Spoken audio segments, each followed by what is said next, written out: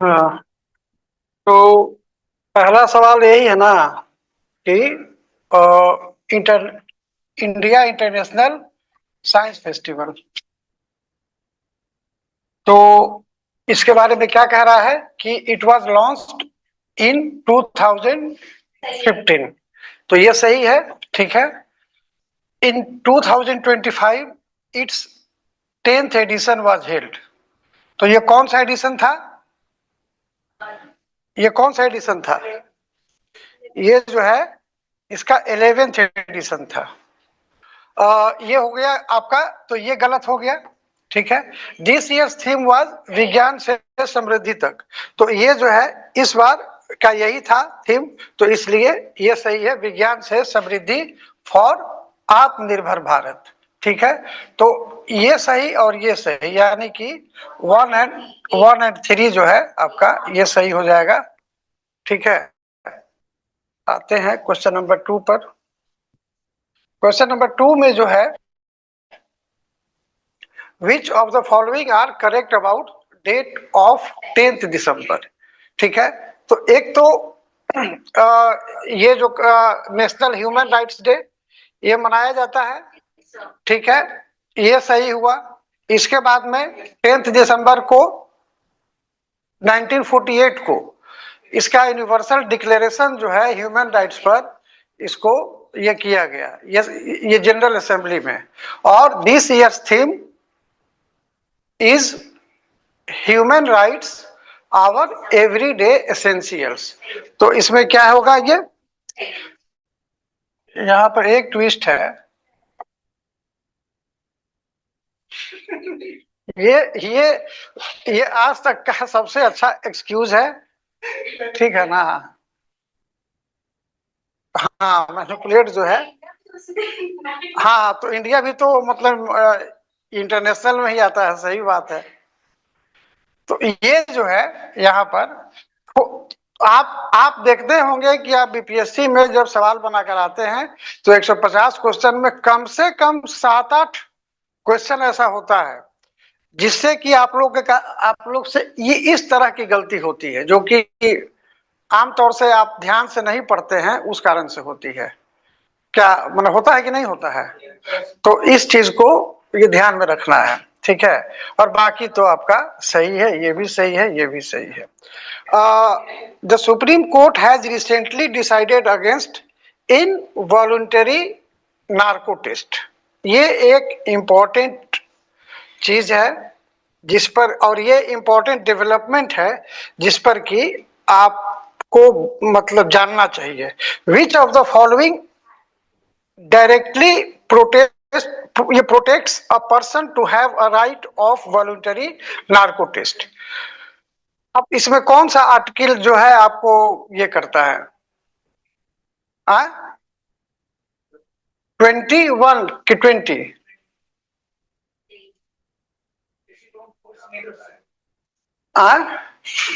20 में 3 क्लाउज है, 3 क्लाउज है।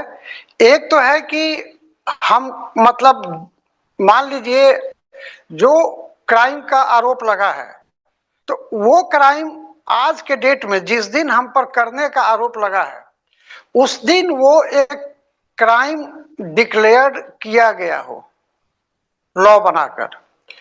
अगर मान लीजिए मर्डर हम किए 14 तारीख को, ठीक है, और कानून बना 20 तारीख को कि मर्डर करना जो है क्राइम है और उस पर जो है उसके पहले नहीं था, तो हमको सजा नहीं मिलेगी, ठीक है ना।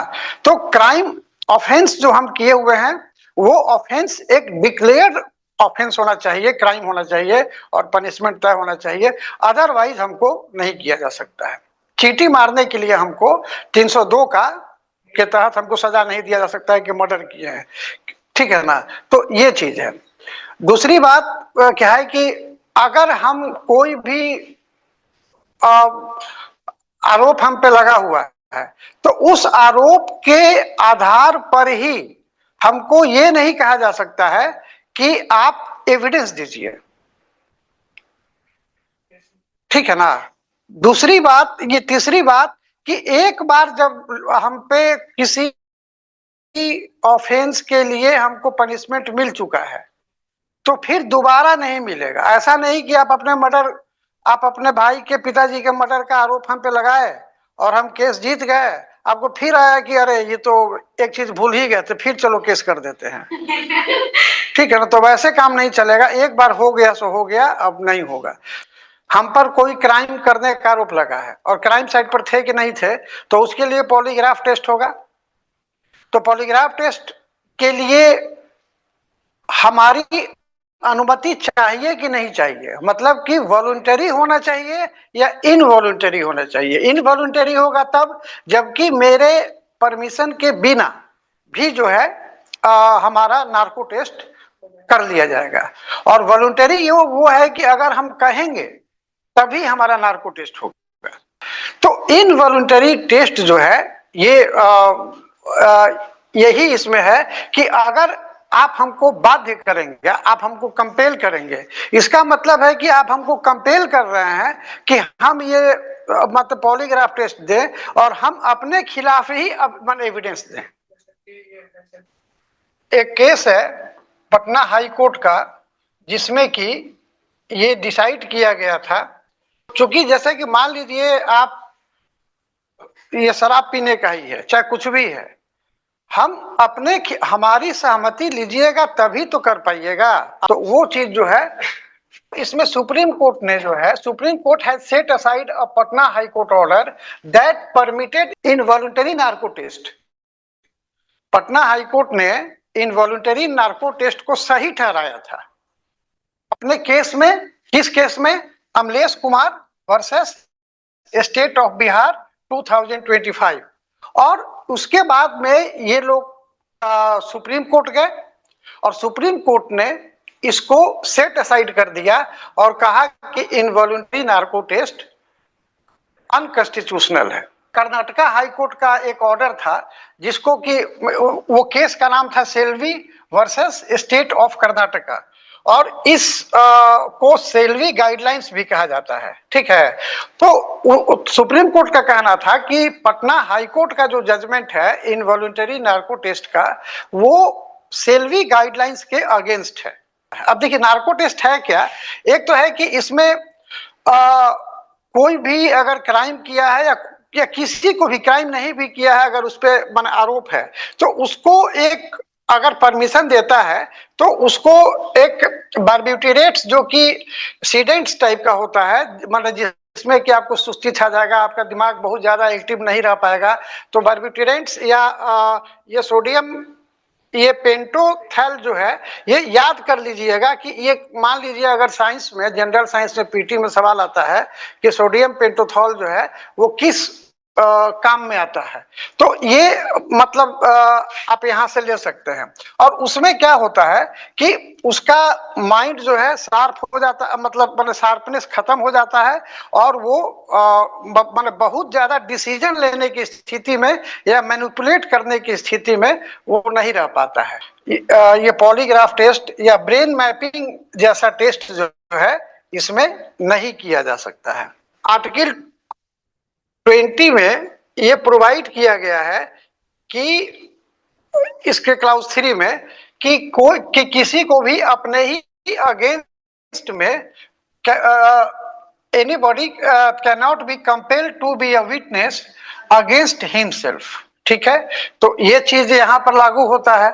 और 3 क्लॉजेज जो है ये अगर देखा जाए तो पूरे क्रिमिनल जस्टिस सिस्टम जो है हमारे इंडिया का, उसका एक बेसिक फाउंडेशन बनाता है कि इस आधार पर हमारा क्रिमिनल जस्टिस जो है कोर्ट में जो भी कार्रवाई होगी उस कोर्ट की कार्रवाई जो है 20 के तीनों चीज पर डिपेंड रहेगा। आपको बताया तीनों, तो उसमें जो है तीनों को मानना जो है वो जरूरी है कोर्ट के लिए। हमारा कॉन्स्टिट्यूशनल राइट क्या है, और जो एक जैसे कि अब आप बोले कि हमारे साथ इन्होंने क्राइम किया है, तो आप हो गए विक्टिम, हम हो गए एक्यूज्ड। तो हम एक्यूज्ड हो गए तो हमारा सारा खत्म। हमारे साथ आप इनह्यूमन और अनकॉन्स्टिट्यूशनल तो नहीं ना हो सकते हैं, क्योंकि आरोप ही है और सजा भी हो जाएगा तब भी आप नहीं हो सकते हैं, अभी तो केवल आरोप ही है। ठीक है ना?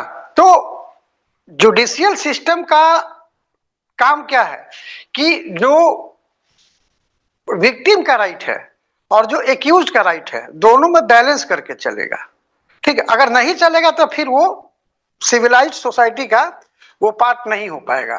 तो इसमें जो है राइट्स ऑफ विक्टिम्स और एक्यूज्ड दोनों के बैलेंस को करके चलेगा, तभी डेमोक्रेटिक क्रिमिनल जस्टिस का वो पार्ट हो पाएगा, नहीं तो वो नहीं हो पाएगा। तो ये सब चीज जानना जरूरी है। और ये आप जानते हैं कि तो ये हो जाएगा आपका, ये हो जाएगा कैंडिडेट टूर्नामेंट। ये इसमें जो जीतता है वो वर्ल्ड चेस चैंपियनशिप में ये करता है, और यहाँ पर आर प्रज्ञानंदा का ये है। ठीक है,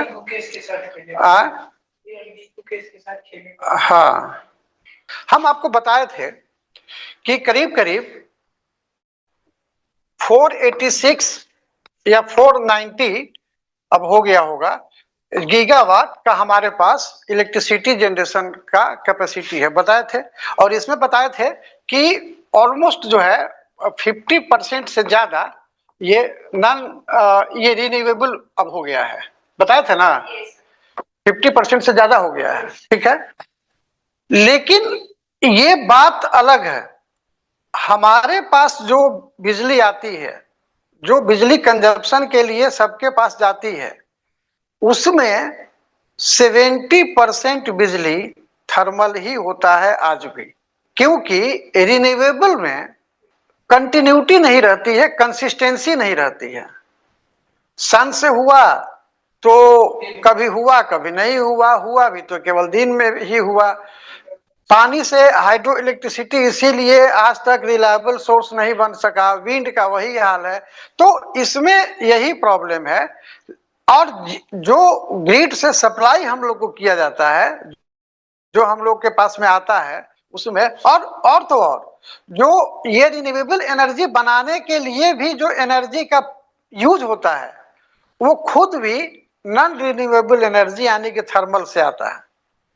आपको याद होगा कि ग्रीन हाइड्रोजन में बताए थे कि हाइड्रोजन को ग्रीन हाइड्रोजन हम लोग बार बार इसीलिए कहते हैं कि ये हाइड्रोजन से एनर्जी निकालने का नहीं है केवल, बल्कि उस हाइड्रोजन के इलेक्ट्रोलिसिस के लिए जो एनर्जी चाहिए वो भी रिन्यूएबल एनर्जी पर होना चाहिए, ग्रीन पर होना चाहिए, चाहे वो न्यूक्लियर ही क्यों नहीं हो। न्यूक्लियर तो रिन्यूएबल नहीं है, वो तो नॉन रिन्यूएबल में है, लेकिन वो ग्रीन में आता है। बात समझ में आई? तो इस तरह से हाँ, तो इसलिए इसमें जो आंसर हो जाएगा 70%। ये सब देखिए कंसेप्चुअल क्वेश्चन है जो कि अगर मान लीजिए क्लास में नहीं बताया जा सका या मतलब मिस हो गया या कभी भी ये बताया ही गया है तो फिर से यहाँ पर रिपीट हो जाएगा, आपका कंसेप्ट जो है थोड़ा क्लियर हो जाएगा। और ये जो है आप देखिए Mexico has announced 50% penalty on Indian imports. ये सही है या गलत है? ये गलत है, टैरिफ लगाया है, ठीक है ना? तो ये आपका गलत हो गया। ठीक है, motor cars and their parts made up 1.4 billion और 25% of India's exports to Mexico. ये सही है, ठीक है। India's share in Mexico's imports is 1.38, ये भी सही है। तो आपका आंसर क्या हो गया? ये सही हो गया। अब देखिए जो नॉलेज वाला है वो गलत नहीं दिया हुआ है, सिली मिस्टेक किया हुआ है जो कि कोई भी समझ सकता है। आप उसको गलत होने पर इसका अफसोस होना चाहिए। इसमें जो मेक्सिको पर जो लगाया गया है, ये मेक्सिको ने जो ये हम पे इम्पोज किया है। अब एक तो प्रॉब्लम समझ लीजिए कि अभी तक 50% का कैसे चल रहा है, अमेरिका ने लगाया है, और आपको पता है कि अमेरिका और मेक्सिको के बीच में जो ट्रेड रिलेशंस है वो कितना क्लोज है, पास में है। और पास में है तो मेक्सिको एक तरह से पूरी तरह से अमेरिका पर डिपेंडेंट है। तो ये, और अभी जस्ट आपने सुना होगा कि मेक्सिको जो ये इम्पोज किया, उसके 1-2 दिन पहले ही इंडिया और यूएसए के बीच में जो ट्रेड एग्रीमेंट की जो बात चल रही थी, उसको कहा गया कि अब ये अभी नहीं हो पाएगा, अगले साल मार्च अप्रैल तक होगा। मतलब कि वो टूट गया, जो बातचीत चल रही थी वो टूट गया। अब उसमें फिर तो ये हो सकता है कि इस कारण से इरिटेट होकर कहीं ना कहीं से प्रेशर में आकर, उस इरिटेशन से जो जनरेट हुआ प्रेशर, उससे ये जो है लगाया गया। एक्चुअली एक्चुअली ये केवल इंडिया पर ही नहीं लगाया गया है, ये एक तरह से कहिए कि नॉन एफटीए। नॉन एफटीए किसको बोलते हैं? तो non FTA free trade agreement Mexico का जिसके साथ में नहीं था, कहा कि उस पे जो है ये लगेगा। और उसमें जो है इंडिया, एशिया, इंडिया, चाइना और साउथ कोरिया, ये सब एशिया के जो कंट्रीज हैं ये आते हैं। हालांकि एफटीए भी करने से बहुत ज्यादा फायदा हो रहा है ऐसा है नहीं, क्योंकि अभी डब्ल्यूटीओ ने कहा है कि इंडिया करीब करीब अभी 22 एफटीए मतलब किया हुआ है, अलग अलग कंट्रीज और यूरोपियन यूनियन के साथ में और आसियान के साथ में मिलाकर। लेकिन इंडिया को उस एफटीए से बहुत ज्यादा फायदा नहीं हुआ है, या ये कर नहीं पा रहा है, या निकालने में फायदा नहीं आ रहा है, जबकि जिसके साथ में ये किया है उनको इससे फायदा हो रहा है। तो ये तो इसका मतलब अब ये डब्ल्यूटीओ क्या कहना चाह रहा है कि हमको फायदा उठाने नहीं आ रहा है, या कैपेबिलिटी नहीं है, या हम उस ओर ध्यान नहीं दे रहे हैं। तो इस कारण से जो है अब ये बात है। अब मेन बात है कि मेक्सिको और इंडिया का क्या ट्रेड रिलेशंस है, इस चीज को अगर हम समझना चाहें तो समझ सकते हैं। मेक्सिको और इंडिया का जो ट्रेड ये है वो करीब करीब 4.5 ये तो बढ़ गया है, 5.7 बिलियन डॉलर है 2024-25 का।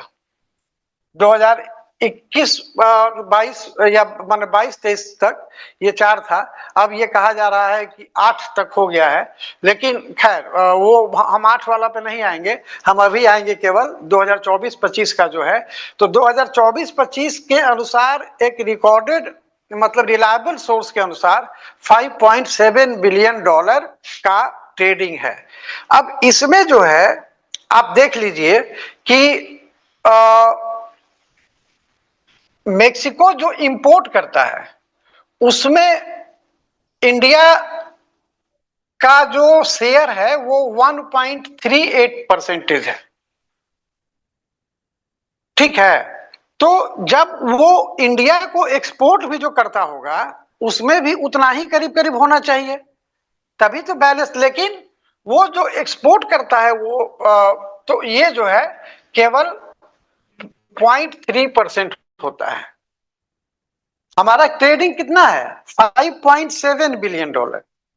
ठीक है, उसमें से हमारा हम जो है मेक्सिको को ज्यादा एक्सपोर्ट करते हैं, हम वहां से इंपोर्ट कम करते हैं।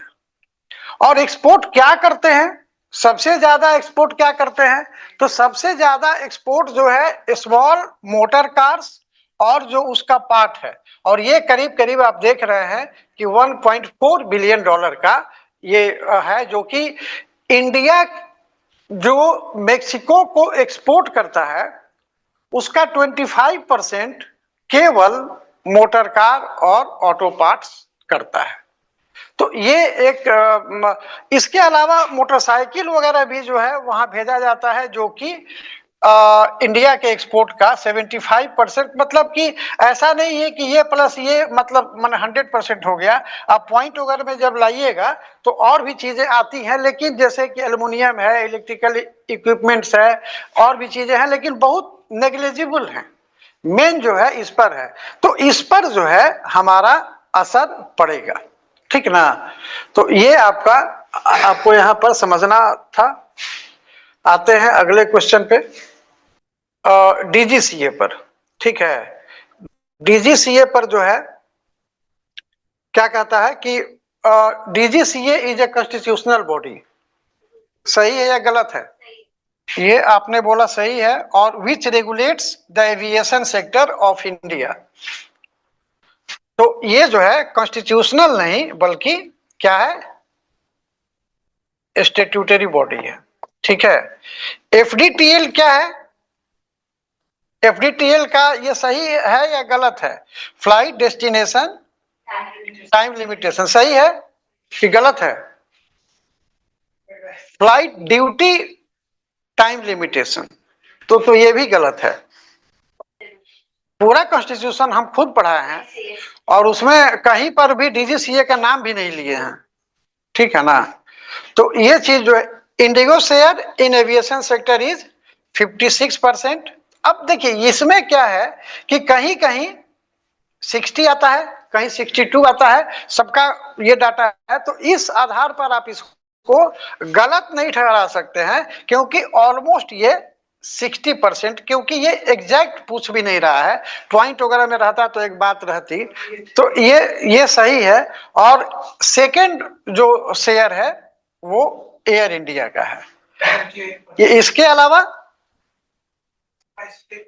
स्पाइस है और उसके अलावा आकाशा एयर। 4 प्लेयर्स अभी प्रोमिनेंट हैं, जिसमें कि 65% ये लिए हुए है, 60% ये लिए हुए है और 20% ये लिए हुए। तो आपका सही क्या हो गया? ओनली 3। ठीक है, जब ये इंडिया का प्लेन क्रैश किया 2010 में, उस समय 2012 में ये देखिए, कोई कोई हिंदी में भी रहता है, कोई कोई इंग्लिश में रहता है। तो इंग्लिश में रहता है तो हिंदी वाले बेचारे कुछ नहीं बोलते हैं। अब ये हिंदी में है तो इंग्लिश वाले कुछ नहीं बोलेंगे। हाँ, तो हम सुनेंगे भी नहीं। तो 2012 में जो है पायलट्स लोग, अच्छा होता क्या है कि कहीं का भी दुनिया का फ्लाइट का एक्सीडेंट आप ले लीजिएगा, उसके जांच में हमेशा यही कहा जाता है कि फ्लाइट की लापरवाही, ये पायलट की लापरवाही थी, या तो सो रहा था, और उसमें सोने का ही बताया गया था कि नैपिंग मतलब झपकी ले रहा था। तो हमेशा अभी जो आप सोचिए कि तेजस का जो अभी एक्सीडेंट हुआ, हाँ, उसमें भी क्या आया रिपोर्ट कि विमान में खराबी नहीं थी, पायलट चूंकि एक्स्ट्रा एक्साइटेड होकर करतब दिखाना चाह रहा था। नहीं होता है कि एक्साइटेड में मोटरसाइकिल आप एकदम ऐसे ऐसे करने लगते हैं, तो वैसे ही जो है वो करने लगा, और उस चक्कर में ये हो गया। माने पायलट की दोष है। हाँ, पायलट माने क्या हुआ नहीं, हम तो बोल रहे हैं कि 80% से ज्यादा फ्लाइट एक्सीडेंट्स में पायलट्स पर ही दिया जाता है, क्योंकि फ्लाइट एक्सीडेंट्स में अक्सर पायलट का डेथ हो जाता है। और डेथ हुए पर तो 1 मन मिट्टी डालिए या 100 मन मिट्टी डालिए, उसको थोड़े कुछ कहने आएगा वो। आप अपना फ्लाइट बचता भी नहीं, वंदे मातरम पर चर्चा करते रहिए, ठीक है ना। चर्चा में क्या है, आरोप मतलब अपना मतलब जांच रिपोर्ट आया, बात ये हो गया। तो ये जो है 2012 में पायलट्स लोग जो है, पायलट्स का जितने एसोसिएशंस थे, वो गए, वो बोले कि एक गाइडलाइन निकाला जाए, जिससे कि डीजीसीए के पास में, कि डीजीसीए के पास में गए कि आप ये निकालिए, और हम लोगों का जो है रेस्ट करने का और जो माने छुट्टी का जो मतलब टाइम पीरियड है उसको बढ़ाइए, क्योंकि ओवर प्रेस मतलब ये प्रेशर में हम लोग हो जा रहे हैं। तो डीजीसीए ने निकाला। उसके बाद डीजीसीए जब निकाला तो जो फ्लाइट कंपनीज हैं वो चले गए कोर्ट में, ये दिल्ली हाई कोर्ट में। और वो जब कोर्ट में गए तो अब फिर डीजीसीए जो निकाला था वो लागू नहीं किया जा सका। इधर पायलट्स का प्रेशर जो है बढ़ रहा था, और इसी बीच में दो और जो है कोझिकोड का और ये वाला ये अहमदाबाद वाला, ये सब होने लगा और ज्यादा प्रेशराइज ये लोग हो गया। और चूंकि वो मामला कोर्ट के लिटिगेशन में फंस गया तो वो नहीं निकल पाया। तब जाकर फिर अब मान लीजिए जब कोर्ट में चल रहा था तो उस पर तो जो मतलब डीजीसीए जो इश्यू किया था उसको तो लागू नहीं हो सकता था, क्योंकि जब भी लागू होता तो फिर कहा जाता कि ये तो मामला सब जुडिस है। तो 8 जनवरी 2024 को डीजीसीए ने एक अलग से नोटिफिकेशन निकाला, जिसमें कि एफडीटीएल यानी कि फ्लाइट ड्यूटी टाइम लिमिटेशन को फिर से रीडिफाइन किया गया और उसमें जो है थोड़ा सा चेंज किया गया, जिससे कि और ये जो चेंज करने वाली जो बात है वो उसी पर डिपेंडेंट था कि फ्लाइट मतलब पायलट्स को जो है थोड़ा आराम दिया जा सके, जिससे कि वो ओवर बर्डन नहीं हो। ठीक है, तो आप देख सकते हैं कि 8 जनवरी 2024 को डीजीसीए एफडीटीएल जारी मतलब नोटिफिकेशन जारी करता है, और उसमें जो है ये बहुत सारा चेंज करता है। आपको ये चीज जानकारी होनी चाहिए कि जो भी ये एफडीटीएल का, जैसे कि हम क्या बोले कि 2012 वाला जो हुआ वो 2019 तक करीब करीब चला। आप समझिए कि कितना लंबा चला। और उस समय जो है उसके बाद में एविएशन से रिलेटेड जो लॉज हैं, कानून है, उसमें भी बदलाव किए जाने की बात सामने आई। तो आपको याद होगा कि 2024 मतलब उसके पहले ही मतलब ये बात शुरू हो गई थी। और भारतीय वायुयान, ये नाम ही है, ये इंग्लिश में भी यही लिखिएगा क्योंकि अब वो बात नहीं है। ठीक है ना, कि एयरक्राफ्ट रूल्स वगैरह का नाम दिया जाएगा, ये सब अब एकदम ये अलग ट्रेंड है। तो भारतीय वायुयान अधिनियम इंग्लिश में भी लिखिएगा तो ऐसे ही लिखिएगा। और ये एयरक्राफ्ट रूल्स ये 1937, इसके अंदर में इसके गाइड मतलब इसके प्रोविजंस को फॉलो करते हुए डीजीसीए एफडीटीएल जारी करता है। बात समझ में आई? मामला 2010 का दुर्घटना, 2012 में पायलट्स एक्टिव होते हैं, डीजीसीए निकालता है अपना एफडीटीएल रूल्स, मामला कोर्ट में, कंपनी कोर्ट में जाती मतलब कंपनी लोग कोर्ट में जाते हैं, उसके बाद में मामला सब जुडिस हो जाता है। उसके बाद में flight accidents all over world और इंडिया में भी बढ़ते गए। अब उसमें जो है बात हुई कि भाई अब इसमें लॉ भी बदला जाए और रूल भी बदला जाए। तो ये जो रूल है मतलब भारतीय वायुयान अधिनियम एक लॉ बना, और उसके बाद में एयरक्राफ्ट जो पहले से था 1937 का, उसके आधार पर एफडीटीएल 8 जनवरी 2024 को फिर से एक निकाला। और ये जो है ये जारी होने वाला था 1 जून 2024 से। यहां तक क्लियर हो गया ना? इसके बाद फिर वही चीज हुआ जो पहले हुआ था। क्या होना था, क्या हुआ होगा? हाँ, कौन रेडी नहीं था? हाँ, जो एविएशन कंपनी थे फिर दिल्ली हाईकोर्ट चले गए। अब जो है दिल्ली हाईकोर्ट ने कहा 7 अप्रैल 2025 को ये आया जो जजमेंट है, 7 अप्रैल 2025 को दिल्ली हाईकोर्ट का आया और कहा गया कि उसमें जो 8 जनवरी 2024 को जो ये किया गया था उसमें ये 22 ये रिकमेंडेशन थे, 22 रिफॉर्म्स थे। 22 रिकमेंडेशंस में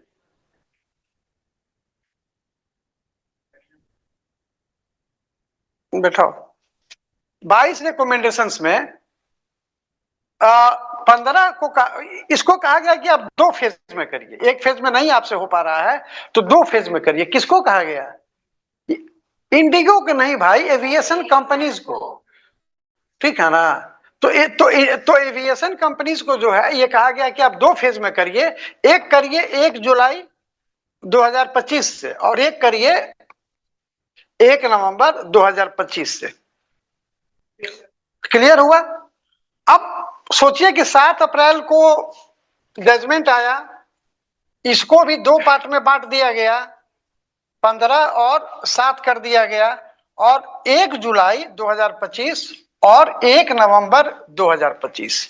अब इसके बाद में आपने देखा होगा कि 2 दिसंबर 2025 से आप एयरपोर्ट का तमाशा देख रहे हैं। तो इस पर जो है कारण ये हुआ कि इसमें चेंज क्या किया गया, पहले हम लोग ये देख लेते हैं तो शायद आपको भी समझ में आ जाएगा कि आखिर ये मामला, ये जजमेंट से प्रॉब्लम कैसे क्या हुआ। ठीक है, आप देखिए जो चेंज किया गया, एक तो तीन चेंज हुआ, 3 चेंज हुआ, ठीक है ना। एक हुआ क्या, वीकली रेस्ट में, एक हुआ नाइट ड्यूटी को डिफाइन करने में, और एक हुआ जो फ्लाइट का जो समय जो ये किया गया, फ्लाइट ड्यूरेशन का, उसमें किया गया। 3 चेंज हुआ। इसको जो है 36 आवर्स से 48 आवर्स का रेस्ट बढ़ा दिया गया, तो रेस्ट, वीकली रेस्ट बढ़ गया। ठीक है। दूसरी बात हुई कि नाइट ड्यूटी को जो 12 बजे रात से सुबह के 5 बजे तक का था, वो जो कर दिया गया 12 से 6 कर दिया गया। ठीक है, तो ये भी ड्यूरेशन बढ़ गया। इसके अलावा नाइट फ्लाइट्स को ऑपरेट करने के लिए भी नियम बना दिया गया कि नाइट फ्लाइट्स में एक तो आपका जो, देखिए, ड्यूटी आवर और फ्लाइट आवर दोनों में अंतर होता है। ठीक है ना। ड्यूटी आवर तो मतलब आप जब प्लेन उड़ा, वो हो गया आपका, मतलब फ्लाइट के समय का मतलब का काम। और एक हुआ कि इंजन स्टार्ट हुआ है, हमारे बिना तो इंजन स्टार्ट नहीं होगा, तो हम तो आ गए ड्यूटी पर। अब फ्लाइट मान लीजिए 2 घंटा के बाद हुआ, तो ये 2 घंटा भी हमारे ही ड्यूटी में जोड़ा जाएगा। ठीक है ना। तो नाइट वाले में ये बनाया गया कि 8 घंटा मतलब जो है इसको जो है कर दिया गया, और जो पूरा फ्लाइट ड्यूटी जो मतलब ड्यूरेशन कर दिया गया, वो ड्यूरेशन कर दिया गया 10 घंटा। और ये भी कर दिया गया कि नाइट लैंडिंग जो है वो 6 नाइट लैंडिंग नहीं होगा, बल्कि मैक्सिमम जो नाइट लैंडिंग होगा 2 होगा।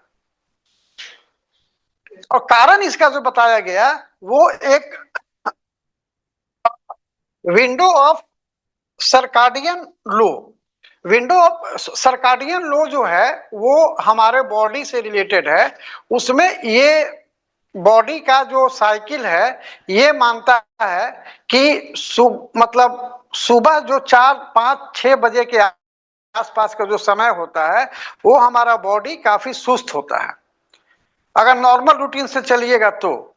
नहीं तो बहुत लोगों को 3 बजे के बाद ही जाकर एनर्जी आता है तो भोर में, और वो एनर्जी करीब करीब 8-9 बजे तक रहता है, उसके बाद ही वो सोने जाते हैं, तो वो एक अलग चीज है।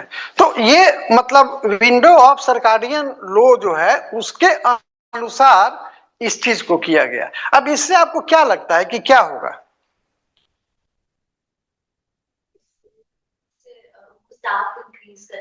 अब तो मान लीजिए जो जो मतलब 36 घंटा मैंने घर पे रहता था, अब वो 48 घंटा रहेगा।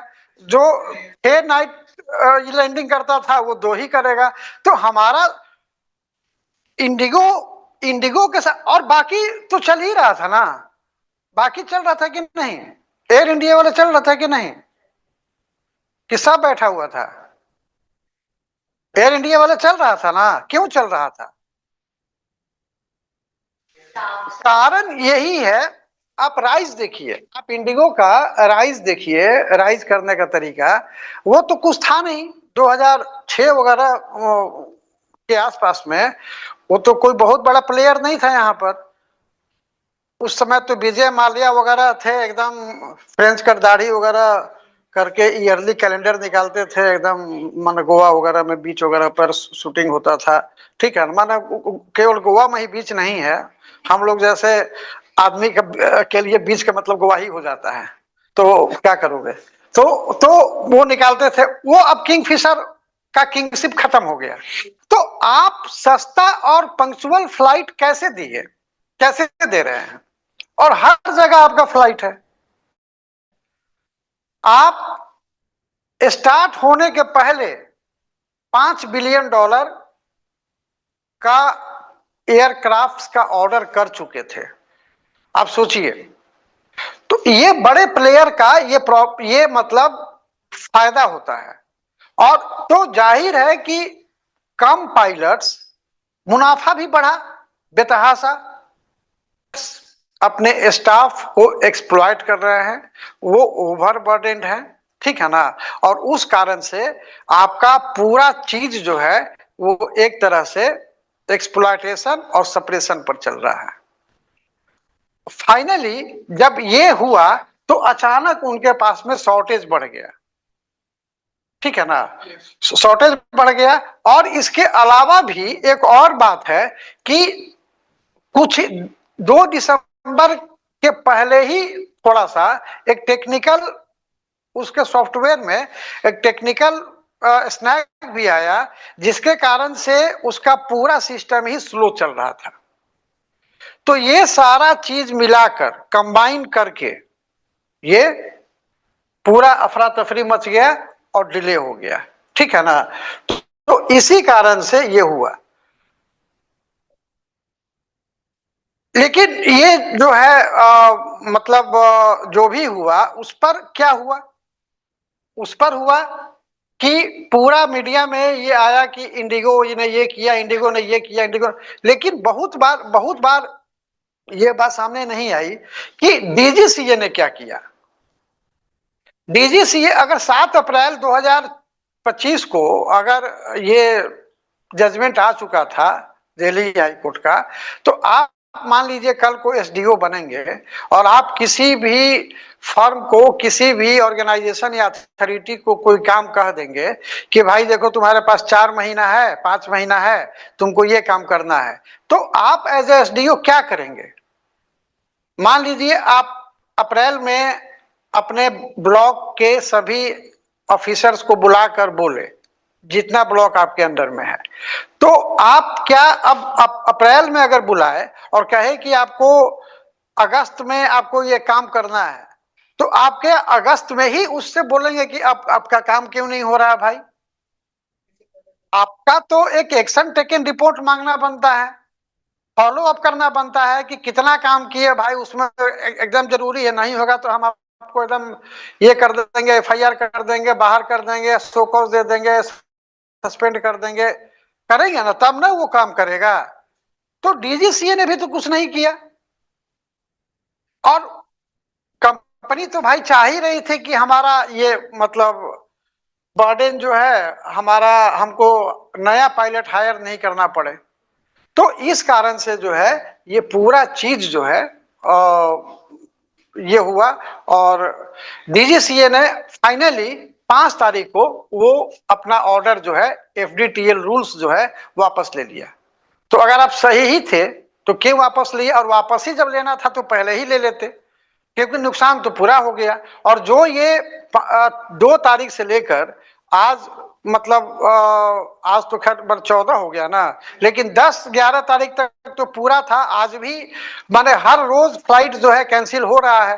तो अभी इसको होते होते कम से कम अभी कोर्ट में 15 तारीख को डेट है, कल मतलब हियरिंग होगा, तो तब तक हो सकता है कि सारा मामला कोर्ट में ये बता हो गया, इसको सही कर दिया गया होगा।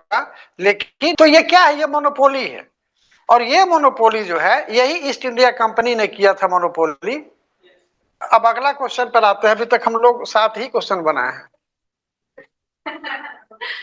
लेकिन क्वेश्चन बनाना अपने आप में इंपॉर्टेंट नहीं है, इंपॉर्टेंट है कि मुद्दे को समझना, ठीक है ना। एक तरह से क्लास चलता है ऑब्वियसली। ऑब्वियसली। आप हमसे फोन पर भी बात करिएगा तो हम क्लास ही लेते रहते हैं। तो ये there are 30 civil defence districts. ये क्या होता है, ये नाम सुना है आपने, सिविल डिफेंस? जैसे कि बिहार में नंबर ऑफ डिस्ट्रिक्ट्स कितने हैं? 38 है। नंबर ऑफ पुलिस डिस्ट्रिक्ट्स कितने हैं? माने स्पेशल तो 30 ये हुए और 2 ये हुए, तो एसपी कितने होंगे? 40। डीएम कितने होंगे? 38। बात समझ में आई? कमिश्नर कितने होंगे? 9। कमिश्नर तो प्रमंडल पर ना होंगे, जो डिवीजन होता है, तो कमिश्नरी 9 है, तो कमिश्नर 9 होंगे। लेकिन डिजास्टर मैनेजमेंट ऑफिसर्स कितने होंगे? 30। क्योंकि सिविल डिफेंस डिस्ट्रिक्ट जो है, ये जो डिफेंस है ना, ये डिजास्टर से डिफेंस है। डिजास्टर मतलब जैसे कि अर्थक्वेक हो गया, फ्लड हो गया। अब ये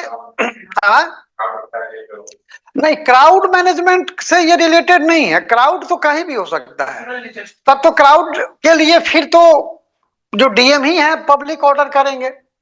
पब्लिक ऑर्डर के लिए तो डीएम ही रिस्पॉन्सिबल होते हैं। लॉ एंड ऑर्डर के लिए एसपी मतलब रिस्पॉन्सिबल होता है, ठीक है? नहीं नहीं, लॉ एंड ऑर्डर के लिए प्राइमरी ड्यूटी जो है वो एसपी की होती है, पुलिस की होती है। यही पुलिस और एडमिनिस्ट्रेशन मतलब जो ये एडमिनिस्ट्रेटिव सर्विस और पुलिस सर्विस में यही अंतर है कि जहां पर मैजिस्ट्रियल एडमिनिस्ट्रेशन होता है वहां पर एडमिनिस्ट्रेटिव, ठीक है ना? और जहां पर कमिश्नरिएट सिस्टम है वहां पर पुलिस का, वहां के एसपी को, या वहां के माने एसपी नहीं होता है, वहां पर कमिश्नर होता है। तो वहां के कमिश्नर को गोली चलाने के लिए वहां के डीएम या कमिश्नर से, माने एडमिनिस्ट्रेटिव कमिश्नर से परमिशन नहीं लेना पड़ता है। पुलिस कमिश्नर वहां का खुद ही ऑर्डर कर सकता है। लेकिन बिहार में जहां पर कि कमिश्नरिएट सिस्टम लागू नहीं है, कमिश्नरिएट मतलब कि एडमिनिस्ट्रेटिव हम नहीं कर रहे हैं, एडमिनिस्ट्रेटिव तो 9 ठो है ही हमारे पास में।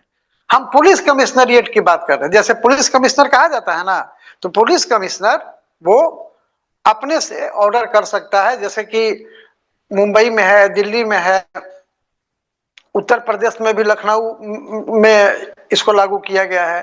तो अलग अलग जगह पर अलग अलग रहता है, बिहार में अभी और हो जाएगा, अब रास्ता पर आ गया है, ठीक है ना?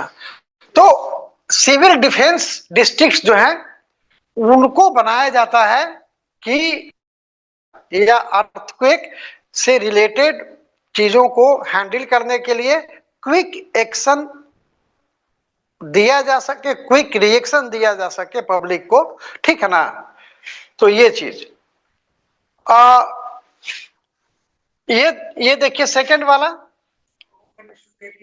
ये एक स्पेशलाइज्ड टीम, पुलिस टीम जो बनाए जाने का डिसीजन लिया गया है। और यह क्वेश्चन के अनुसार नेम्ड एज निर्भया ब्रिगेड। सही है या गलत है?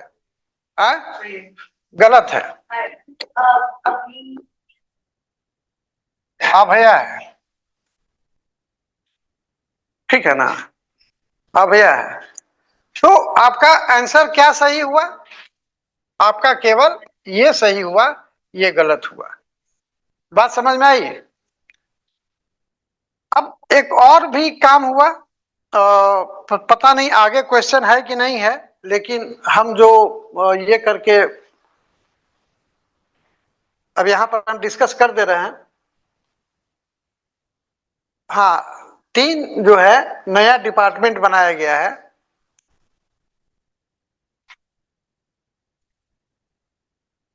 तीन नया डिपार्टमेंट बनाया गया है। ये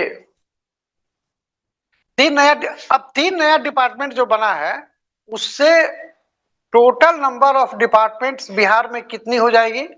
पहले तो ये आपका पीटी का सबसे सिंपल क्वेश्चन हो गया कि बिहार में डिपार्टमेंट्स का जो संख्या है वो 48 है। अब पहले 45, अब जो है क्या हुआ, हुआ ये कि 3 जो है नया डिपार्टमेंट बना, और 3 ये 3 का ही जो है नाम चेंज कर दिया गया। अब देखिए, ये बात पता चल गया है कि बिहार में यंग जनरेशन जो है बहुत है। जिस दिन खदेड़ने लगेगा तो उस दिन भागने के लिए बंगाल की खाड़ी भी, वहां ममता बनर्जी बैठी हुई है, वहां भी नहीं जाके भाग के गिर जाएंगे। तो आपको कुछ ना कुछ करता हुआ दिखना पड़ेगा, ठीक है ना। तो उसके लिए ऐसा बात नहीं था कि युवा मंत्रालय नहीं था बिहार में, युवा मंत्रालय था, कला संस्कृति एवं युवा मंत्रालय। अब युवा को काटकर ये बताने के लिए कि युवा पर विशेष काम हो रहा है, कि युवा रोजगार कौशल विभाग नया एकदम बन के तैयार हो गया। जैसे कि आज के पहले युवा पर कभी काम ही नहीं होता था, आज ये पहली बार हो रहा है। तो खैर, अब देखिए, उच्च शिक्षा कितना उच्च है पता नहीं, लेकिन मतलब उच्च शिक्षा का, और ये पहली बार नहीं हुआ है कि बिहार में उच्च शिक्षा का विभाग अलग से बना है। ये पहले भी बन चुका है, फिर मिट चुका है, फिर बन चुका है, फिर बना। तो यहाँ भी जो है नाम बदल, अच्छा, कला संस्कृति अगर युवा में नहीं रहता तो क्या दिक्कत था।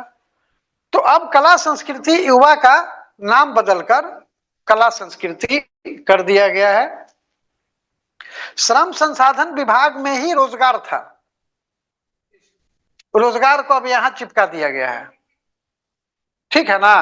तो अब ये केवल रह गया श्रम संसाधन एवं प्रवासी कल्याण। जैसे कि किसान कल्याण की बात हुई ना, फार्मर्स वेलफेयर मंत्रालय बना है ना सेंटर में, तो उसी तरह से यहां भी जो है प्रवासी कल्याण, चूंकि यहां प्रवासी का समस्या है, तो इसलिए जो है नाम बदल गया इसका, श्रम संसाधन। और ये चीज उच्च शिक्षा विभाग के लिए के बारे में पहले ही बोल चुके हैं कि पहले भी हो चुका था। और नागर विमानन विभाग, बिहार में बस नहीं मिलता है, हाँ। खैर, तो खैर इतना ही जानिए कि 3 विभाग बना और 3 का नाम बदला गया।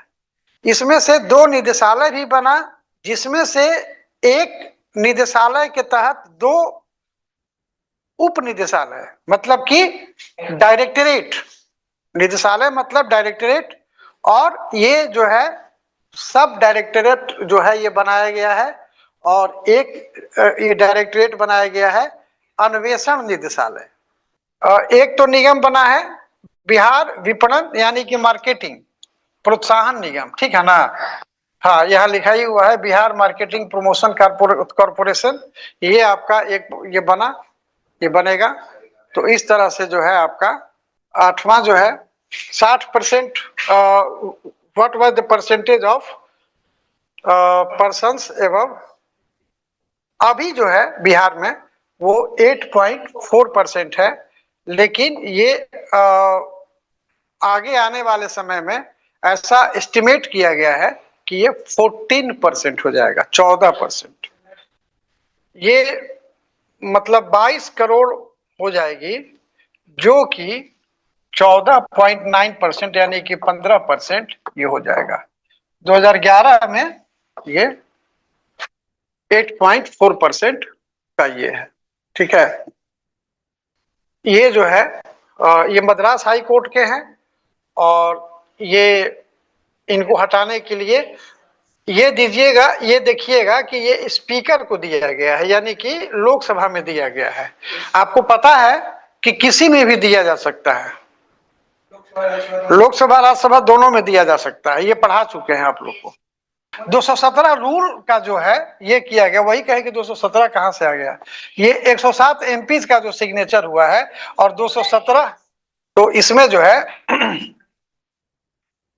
रूल देखिए, आपको पढ़ाए थे कि पार्लियामेंट को चलाने के लिए एक बिजनेस रूल होता है, जो कि प्रेसिडेंट स्पीकर के साथ सजेशन लेकर ये बनता है। उसके रूल के तहत में ये दिया जाता है। और ये 217 अगर हाई कोर्ट के जज को इम्पीच करना है तो ये, और सुप्रीम कोर्ट के जज को करना है तो ये, बल्कि उसमें दिया हुआ है कि हाई कोर्ट को भी 124 के अनुसार ही किया जाएगा, इसलिए हाँ हाँ, तो मेन जो है इसका इस तरह से रहेगा। ठीक है, ये चलिए गैनोमेस्टोम, ये जो रिलेटेड है, किससे रिलेटेड है? ये सन से रिलेटेड है, ठीक है ना। हम पता नहीं आप लोगों के साथ में बात किए थे कि नहीं किए थे, आदित्य L1 जो है एक इंपॉर्टेंट स्टडी किया है, ठीक है। आदित्य L1 तो पढ़ाए थे, उस समय शायद रिपोर्ट नहीं आया था, ये इधर रिपोर्ट आया है, तो इसलिए इसको फिर से शामिल कर रहे हैं, आप उसमें इसको ऐड कर सकते हैं। तो आदित्य L1 का ये जो रिपोर्ट आया है वो नासा के 6 सैटेलाइट्स के साथ में मिलकर किया गया है, ठीक है। नासा के 6 सैटेलाइट्स के साथ मिलकर आदित्य L1 से जो डेटा भेजा गया है उसका स्टडी किया गया है। बात समझ में आई? उस स्टडी के आधार पर ये बात कही गई है कि CME के बारे में जानते हैं, कोरोनल मास इजेक्शन। सन के स्फीयर पर, सन के पास में कई रिंग्स में हम लोग बांटकर स्टडी करते हैं, तो जो बाहरी जो है वो कोरोना जो स्फीयर है उसका सन पर क्या होता है बहुत कम पता है हम लोगों को। इतना ही पता है कि फ्यूजन रिएक्शन होता है और उसमें से रेज निकलता है और साथ में बहुत सारे पार्टिकल्स भी निकलते हैं। एक चीज पता चला है, मतलब पता चला था, पहले ही पता चला था, लेकिन उसके बारे में अभी स्टडी हो रहा है कि कोरोना से, कोरोना मतलब 2019 वाला कोरोना नहीं, हाँ सन का जो है कोरोना से समय समय पर इलेक्ट्रोमैग्नेटिक पार्टिकल्स का एकदम जैसे कि एक बार में ऐसे निकाल के फेंकता है, तो कोरोनल मास इजेक्शन उसी को बोलते हैं। बात समझ में आई? और वो एक तरह का, कैसे यहाँ पर साइक्लोन आता है, आंधी आती है, स्टॉर्म आता है, उसी तरह से वहां पर ये है CME, मतलब कि सूरज पर का आंधी अगर आप इसको कह लीजिए मोटे तौर पर, तो आप इसको ये करेंगे, समझेंगे। तो इसके बारे में, और इसमें कहा गया है कि जब ये होता है तो उसके पूरे क्षेत्र में इलेक्ट्रोमैग्नेटिक रेज और पार्टिकल्स जो हैं बहुत ज्यादा फैल जाते हैं और वहां के हर चीज पर अपना इंपैक्ट डालते हैं। और यही नहीं, सन का जितना इंपैक्ट जाता है हर सेलेस्टियल बॉडी को, उसके वाइब्रेशन में भी ये इंपैक्ट डालता है। जब ये इजेक्शन होता है CME का, तो कैसे जैसे कि भूकंप आता है या कोई ब्लास्ट होता है तो हम थोड़ा सा हिल जाते हैं, वैसे ये वाइब्रेट कर जाता है, हिल जाता है इसके आधार पर। तो इसका स्टडी जो है ये किया गया है, और इसमें ये चीज मतलब आदित्य L जो है वो प्रिसाइज मैग्नेटिक फील्ड मेजरमेंट किया है, जो कि रिकनेक्शन रीजन का मैपिंग किया है। मतलब कि आप इतना ही समझिए कि Aditya L1 precise magnetic field measurement किया है इन सभी के साथ में मिलकर, और ये जो है काम कर रहा है। मई 2024 में जो एक अनयूजुअल CME हुआ, अनयूजुअल कोरोनल मास इजेक्शन हुआ, और उसमें चीजें बड़ी उलट पुलट हो गई, जो कि पहले ऐसा नहीं होता था। तो उसका ये स्टडी स्पेसिफिकली मतलब किया है।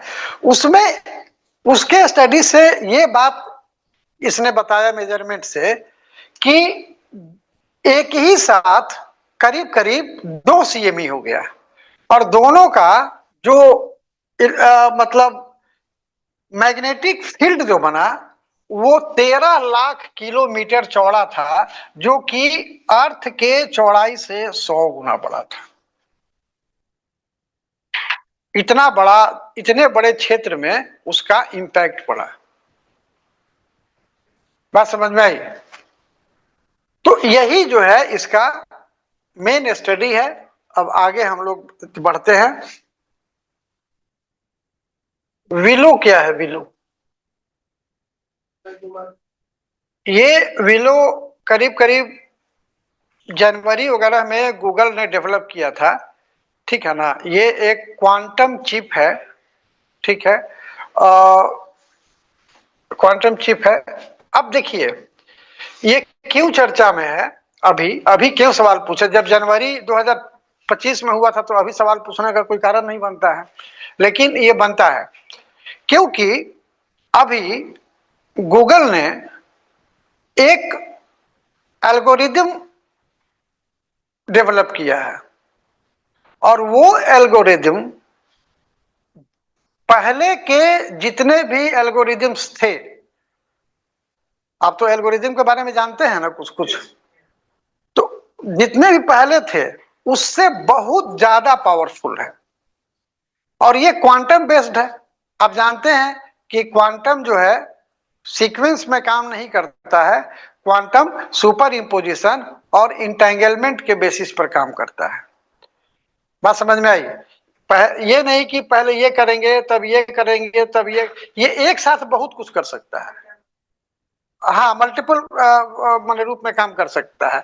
और ये जो है आप समझ लीजिए कि विलो चिप पर बेस करके जिस एल्गोरिदम को गूगल ने डेवलप किया है वो पहले से 13,000 गुना ज्यादा है, और उसी को नाम दिया गया है क्वांटम इकोस। तो क्वांटम इकोस क्या हुआ? एल्गोरिदम हुआ।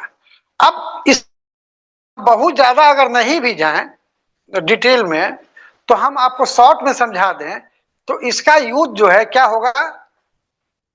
फास्ट कैलकुलेशन में होगा। तो उसमें तो होगा ही, लेकिन फास्ट कैलकुलेशन में जो होगा,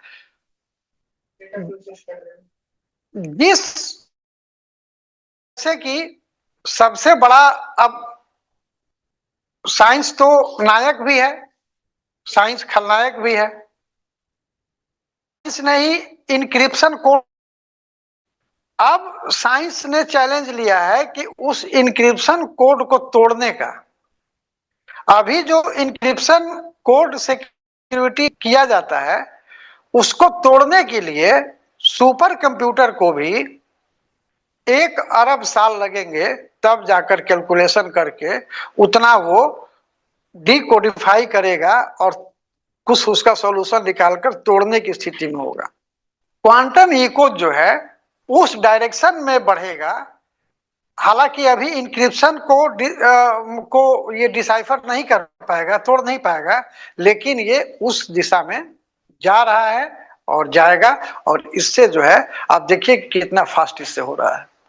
ये जो विलो क्वांटम चिप के आधार पर जो ये एल्गोरिदम बना है, इसमें 65 क्यूबिट विलो सुपर कंडक्टिंग ये प्रोसेसर जो है ये लगा है, और उसके आधार पर ये बना है।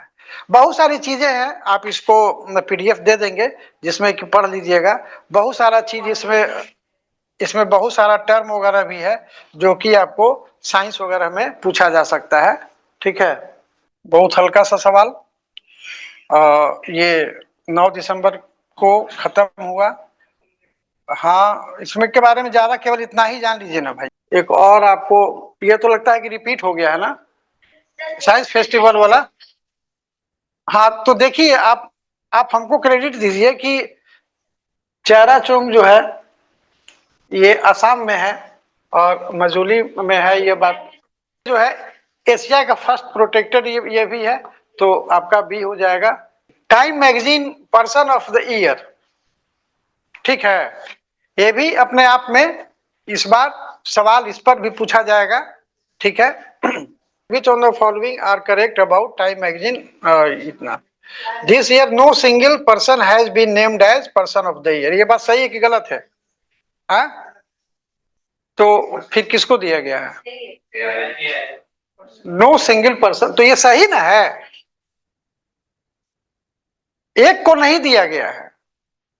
ये आर्किटेक्ट ऑफ एआई जिसमें 8 लोगों को मतलब दिखाया गया है, एलन मस्क, अल्टमैन, ये सबको जो है, ये मतलब जुकरबर्ग, ये सबको 8 लोगों को किया गया है, तो एक आदमी को नहीं किया गया है. ठीक है, तो ये हुआ है आर्किटेक्ट्स ऑफ आर्टिफिशियल इंटेलिजेंस, ये ठीक है. और ये स्टेटमेंट नंबर 1 स्टेटमेंट तो सही है, नंबर 2 स्टेटमेंट सही है कि गलत है? गलत है, क्योंकि 8 होगा. ठीक है, तो ये गलत है. This is the first time that not a single person has been named as person of year. ये पहली बार है जो कि ये सही है कि गलत है? स्टेटमेंट नंबर 3 गलत है, पहले भी हो चुका है. जब कंप्यूटर को भी दिया गया था तो कंप्यूटर को भी मैंने ये किया गया था 82 में, तो ये उसको भी पर्सन ऑफ द ईयर ये किया गया था. ठीक है, तो आपका क्या हो गया? एक तो है कि आर्किटेक्ट्स ऑफ एआई ये किया गया है, और इसमें जो है 8 लोगों को शामिल किया गया है, और 8 लोगों में एनवीडिया के जेनसेंग हुआंग, मेटा के मार्क, मतलब 8 का नाम यहाँ पर दे दिए हुए हैं. ठीक है, इसमें जो है और एक चीज मतलब ध्यान दीजिएगा, आपके लिए पीटी के लिए क्वेश्चन है, एआई गॉड मदर किसको कहा जाता है? फेली, चाइना की है. ठीक है ना. ये इमेज नेट, क्योंकि इन्होंने इमेज नेट जो है बनाया है, और इमेज के आधार पर बहुत सारा एआई का काम हो जाता है इनके इमेज नेट से. ये बना है करीब करीब 2025 के शुरू में. ठीक ना, तो ये काफी इंपॉर्टेंट है. इसमें ये सिविल सेवा प्रोत्साहन स्कीम कौन करता है इसको? महिला विकास निगम. ठीक है, अभी तक जो है 3462, और फी कम कराने में लड़की ही सबसे ज्यादा आगे रहती है.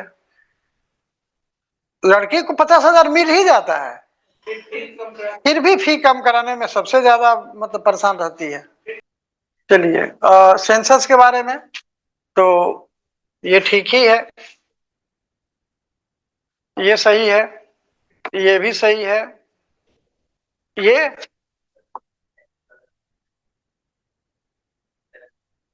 तो आपका सही हो गया 1 2. ठीक है, शिवराज पाटिल जो है ये सब पोस्ट पर रहे, केवल इस पर नहीं रहे, बाकी सब पे रहे. लास्ट में गवर्नर ही थे पंजाब के.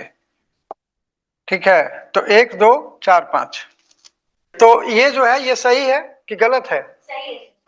सही है. चलिए ठीक है, सही है. ये सही है कि गलत है? ये भी सही है. 2 साल पे होता है और नैरोबी में ही होता है. 6th मीटिंग जो है वाज हेल्ड, ये भी सही है आपका, ये सही हो गया. जिंजर कैपिटल मिजोरम, ठीक है. हु हैज बीन एथलीट, हमारा भाई स्पोर्ट्स कमजोर है, लेकिन हाँ मतलब उतना ठीक है, उतना हड़बड़ाना नहीं है हम. ठीक है, यूनेस्को पर जो है थोड़ा सा आपको हम ज्ञान देंगे. ये आपको पता है कि 20th समिट जो है कहाँ हुआ? हाँ, तो इसको दूसरे ढंग से भी जानना होगा कि जो दिल्ली में हुआ वो 20th ही था. अच्छा, इसमें जो है दीपावली, बोरिंदो एक सिंध में मिट्टी का बना हुआ बांसुरी तो नहीं कह सकते हैं, लेकिन उसी तरह का क्या कहें आप, मिट्टी का फुक्का कह लीजिए. हाँ वहाँ उससे आवाज निकलता है। वो ऐसा माने अगर आप मेरे ड्राइंग को ये कर लीजिए तो ऐसे करीब करीब होता है। इसमें कहीं ये होता होगा, इस तरह से होता है। आप यहाँ पर जो है इसको बजाना होता है, माने फूकना पड़ता है। ये एक तरह से बांसुरी टाइप का ही है। आप उसमें माने फूंक करके, कैसे बांसुरी में आप जीभ का इस्तेमाल करके और माने फूंक कर उसमें और ऐसे ऐसे ये करते हैं, मतलब ट्यूनिंग करते हैं, तो इसमें भी जो है उसी तरह का है। ठीक है। और ये टंगैल, ये सिंध का हो गया। ये टंगैल साड़ी जो है, ये टंगैल डिस्ट्रिक्ट बांग्लादेश में बनता है, ये वहां का है। तो ये तीनों को इस बार ये मिला है। इंडिया से कितने हैं जिसको कि कल्चरल हेरिटेज में शामिल किया गया है, लिस्ट में शामिल किया गया है? इंडिया से 15 है और ये 16वां हो जाएगा। ये 16वां हो जाएगा। ठीक है ना। देखिए, ये नाम उसमें जो यूज किया गया है, दीपावली। ठीक है ना। तो दीपावली ही रखिएगा। दिवाली भी हम लोग कहते ही हैं, लेकिन दीपावली ही रखिएगा। तो दिवाली कौन सा है, 15वां है कि 16वां है? 16वां है। इस चीज को भी ध्यान में रखिएगा। यूनिसेफ डे जो है अभी तो वो आया नहीं है, लेकिन देख लीजिए यहाँ पर आगे शायद क्वेश्चन है क्या। तो 11 दिसंबर 1946 को ये इस्टेब्लिश किया गया था। और नाम जो है यूनिसेफ का, हाँ, तो अब केवल इसको चेंज करके इमरजेंसी और इंटरनेशनल हटा दिया गया है। ये इंटरनेशनल शायद है, इमरजेंसी हटा दिया गया है इसका। ये यूनिसेफ का जो हेडक्वार्टर है वो न्यूयॉर्क में है। और इसके जो अभी हेड हैं उसके पोस्ट को एग्जीक्यूटिव डायरेक्टर कहा जाता है, और वो है कैथरीन एम रसेल, यूएसए की ही है। तो ये भी पूछा जाता है, आप इसको याद कर लीजिएगा। ठीक है। Who has been nominated? तो नील मोहन, ये तो आपको पता होगा कि ये किस चीज के सीईओ हैं, यूट्यूब के। एंड्रे बैबिस जो है, ये बैबिस जो है ये चेक रिपब्लिक के ये हैं। ये 71 साल के हैं अभी मात्र। ठीक है, दूसरी बार बने हैं। इनकी पार्टी का नाम है ये ANO 2011, इसी नाम से रजिस्टर्ड है भाई, यूनिसेफ डे। और इंटरनेशनल माउंटेन डे भी इसी दिन होता है। तो आपका ये आंसर हो जाएगा बी, 26 का बी। 14 साल से कम लड़कियों को हेड स्कार्फ पहनने के लिए ऑस्ट्रिया, बी ऑस्ट्रिया, ऑस्ट्रिया। हाँ, तो दोनों दिए तब ना। और ऑस्ट्रेलिया पहले दिए, ये भी डिलिबरेटली किया गया है। What percentage of its crude oil? तो हम अपने इसका जो है 80% जो है हम लोग यूज करते हैं। विच of the following is required high speed internet? यहाँ पर नॉट यहाँ पर लिखना था। ठीक है, क्योंकि ये भी चलता है, माने ये भी चाहिए। ये आप देखते हैं ना कि हम लोग ये पढ़ते हैं कि सैटेलाइट में केयू बैंड लगाया गया, के एल बैंड लगाया गया, इस तरह से। तो आप देखे होंगे कि जो निसार जो था उसमें एल बैंड के बारे में बताया था ना। एल बैंड का जरूरत जीपीएस के लिए होता है। ठीक है ना। और ये जो है केयू बैंड और के बैंड, ये हाई स्पीड इंटरनेट के लिए, सैटेलाइट इंटरनेट के लिए होता है। तो इसमें जो है हमको एक बोथ देना था, या हमको देना था, हम इसको नोटा को काट कर ए एंड बी करके इसको सही मार दीजिए। ठीक है। कोई भी कह सकता है कि 31 क्वेश्चन जो है कुछ भी नहीं है। आप 31 क्वेश्चंस के सिलेक्शन के पीछे आप उसको एफर्ट्स को देखिए। इसका जो है न्यू दिल्ली, न्यू दिल्ली रहते हुए वो सब कहाँ अभी आएगा। ये तो आपको केवल भ्रम पैदा करने के लिए दिया गया था। ये जो है अभी अभी कल ही ये किया गया है। तो कब 1 ये हुआ हम लोगों का क्वेश्चन 30 क्वेश्चन का। चलिए बताइए, हमको स्कोर बताइए। डबलिंग वाला नहीं काउंट करिएगा। कितना बोले? 20, 17, 18। ये क्या हो रहा है?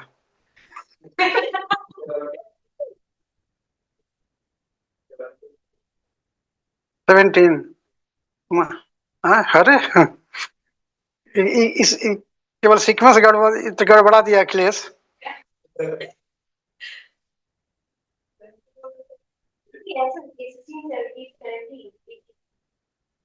एक वो मतलब 20 ला देता या 15 ही ला देता।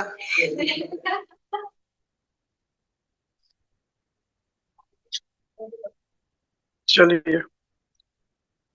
और हाँ, तुम्हारा क्या था कि मतलब ज्योग्राफी या अलग चीज पर, माने अलग अलग चीज पर ये करने के लिए देखो, अलग अलग चीज पर तो करना ठीक बात है, लेकिन आप करेंट को हटा के मत करिए।